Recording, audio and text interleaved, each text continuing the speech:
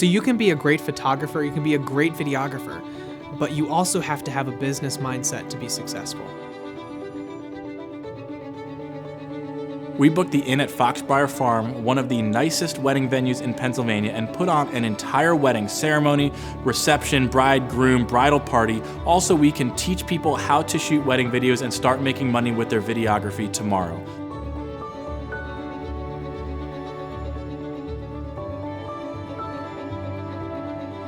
When you arrive at the venue where the ceremony, reception, everything's going to be taking place, one of the first things you want to do is go find the bride and groom and introduce yourself to them. Yes, you're there to capture their video, you're going to do a great job with that, but you also just want to be a helping hand and again show them that you care about them, you're thankful for them hiring you, and you're going to do a great job for them throughout the day.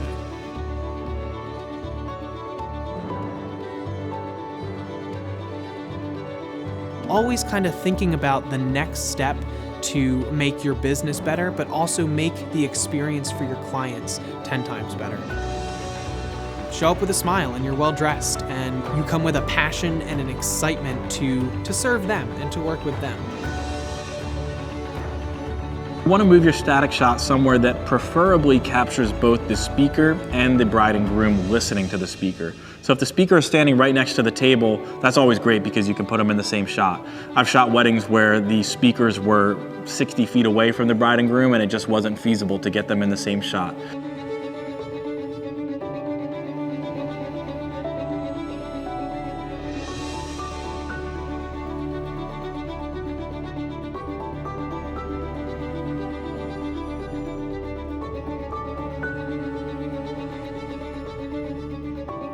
Hi, I'm Tanner McGrath, and this is the Wedding Videography Collective.